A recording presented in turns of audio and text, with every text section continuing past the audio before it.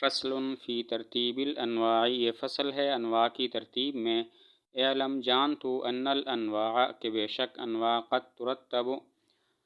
کبھی مرتب ہوتے ہیں، متنازلتاً نزولی طور پر، فالنوع پس نوع قد یکون تحتہ نوع کبھی ہوتی ہے اس کے نیچے نوع، ولا یکون فوقہ نوع اور نہیں ہوتی اس کے اوپر کوئی نوع، فہو النوع العالی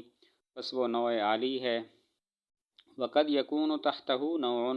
اور کبھی اس کے نیچے نوع ہوتی ہے، وفوقہ نوع اور اس کے اوپر نوع ہوتی ہے، وہو النوع المتوسط اور وہ نوع متوسط ہے۔ وقد لا یکون تحتہ نوع اور کبھی اس کے نیچے نوع نہیں ہوتی، ویکون فوقہ نوع اور ہوتی ہے اس کے اوپر نوع، وہو النوع السافل اور وہ نوع سافل ہے، ویقال لہ نوع الانواع ایضاً اور اس کو نوع الانواع بھی کہا جاتا ہے۔ انواع کی ترتیب نزولی ہوتی ہے، یعنی اوپر سے نیچے، تو اس لحاظ سے نوع کی تین قسمیں ہیں: نوع عالی، نوع متوسط اور نوع سافل۔ نوع عالی وہ ہے جس کے اوپر کوئی نوع نہ ہو، جیسے جسم مطلق، اس کے اوپر کوئی نوع نہیں ہے۔ نوع متوسط وہ ہے جس کے اوپر نیچے نوع ہو، جیسے جسم نامی، اس کے اوپر بھی نوع ہے، جسم مطلق، اس کے نیچے بھی نوع ہے، یعنی حیوان۔ اور نوع سافل وہ ہے جس کے نیچے نوع نہ ہو، جیسے انسان، اب اس کے نیچے کوئی نوع نہیں ہے، نوع سافل کو نوع الانواع بھی کہتے ہیں۔ انواع کی ترتیب نزولی ہوتی ہے، یعنی اوپر سے نیچے، تو اس لحاظ سے نوع کی تین قسمیں ہیں: نوع عالی، نوع متوسط اور نوع سافل۔ نوع عالی وہ ہے جس کے اوپر نوع نہ ہو، جیسے جسم مطلق، اس کے اوپر کوئی نوع نہیں ہے۔ نوع متوسط وہ ہے جس کے اوپر نیچے نوع ہو، جیسے جسم نامی، اس کے اوپر بھی نوع ہے، یعنی جسم مطلق، اور اس کے نیچے بھی نوع ہے، یعنی حیوان۔ اور نوع سافل وہ ہے جس کے نیچے نوع نہ ہو، جیسے انسان، اس کے نیچے کوئی نوع نہیں ہے، نوع سافل کو نوع الانواع بھی کہتے ہیں۔ الثالث الفصل، تیسری کلی فصل ہے، وہو کلی اور وہ ایسی کلی ہے، مقول علی الشیء جو کسی شے پر بولی جائے، جو شے پر بولی جائے، فی جواب ای شیء ہو فی ذاتہ،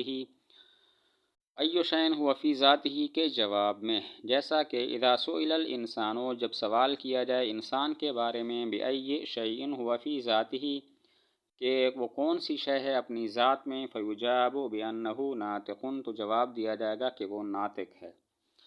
فصل وہ کلی ہے جو کسی شے پر ای شیء ہو فی ذاتہ کے جواب میں بولی جائے، مثلا انسان کے بارے میں سوال ہو، ای شیء ہو فی ذاتہ وہ کیا شے ہے اپنی ذات میں، تو جواب ہوگا ناطق، تو ناطق فصل ہے۔ فصل وہ کلی ہے جو کسی شے پر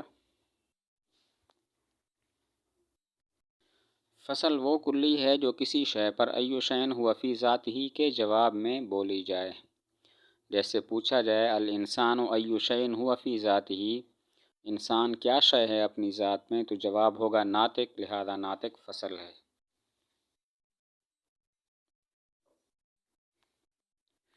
وہو قسمان اور اس کی دو قسمیں ہیں، قریب و بعید، فصل قریب اور فصل بعید۔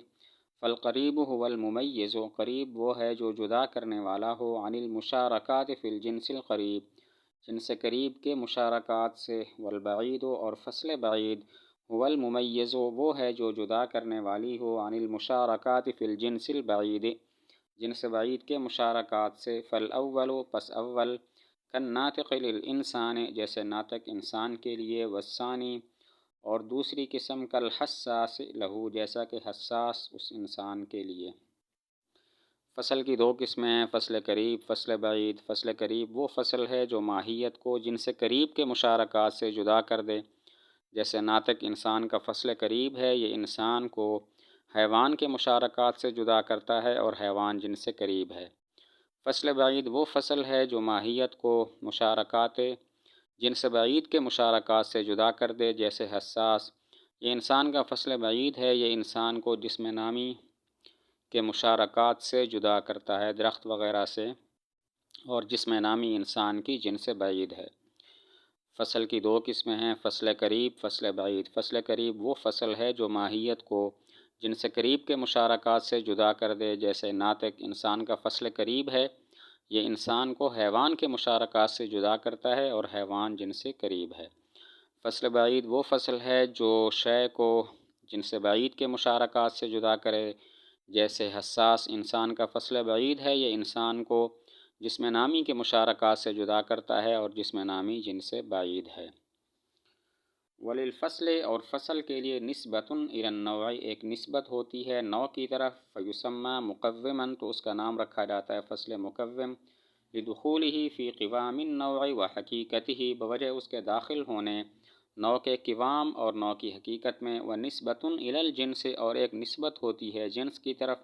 فیسمى مقسما تو اس کا نام رکھا جاتا ہے فصل مقسم، لأنہ یقسم الجنس اس لیے کہ وہ تقسیم کرتی ہے جنس کو، ویحصل قسما لہ اور اس کو وجود دیتی ہے ایک قسم کا، کالناطق جیسا کہ ناطق، فہو مقوم للانسان تو وہ فصل وہ ناطق مقوم ہے انسان کے لیے، لأن الانسان هو الحیوان الناطق اس لیے کہ انسان وہ حیوان ناطق ہے،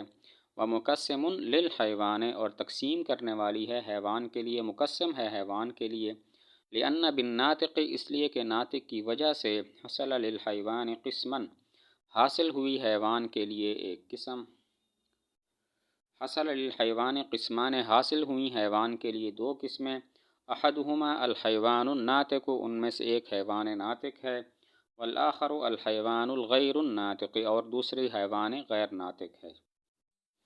نسبت کے لحاظ سے فصل کی دو قسمیں ہیں، فصل مقوم، فصل مقسم۔ وہ اس طرح کے فصل کی دو نسبتیں ہوتی ہیں، ایک نسبت نوع کی طرف اور ایک نسبت جنس کی طرف۔ جب فصل کی نسبت نوع کی طرف ہو تو وہ فصل مقوم ہے، اور جب فصل کی نسبت جنس کی طرف ہو تو وہ فصل مقسم ہے۔ دونوں کی مثال ناطق، اس کی نسبت انسان نوع کی طرف بھی ہوتی ہے اور حیوان جنس کی طرف بھی ہوتی ہے۔ جب اس کی نسبت انسان کی طرف ہو تو یہ فصل مقوم ہے، اور جب اس کی نسبت حیوان کی طرف ہو تو یہ فصل مقسم ہے۔ وجہ تسمیہ یہ ہے کہ مقوم کا معنی ہے قوام میں اور حقیقت میں داخل ہونے والا، یہ فصل بھی نوع کی حقیقت میں داخل ہوتی ہے اس لیے اس کو فصل مقوم کہتے ہیں، جیسا کہ ناطق انسان کی حقیقت میں داخل ہے۔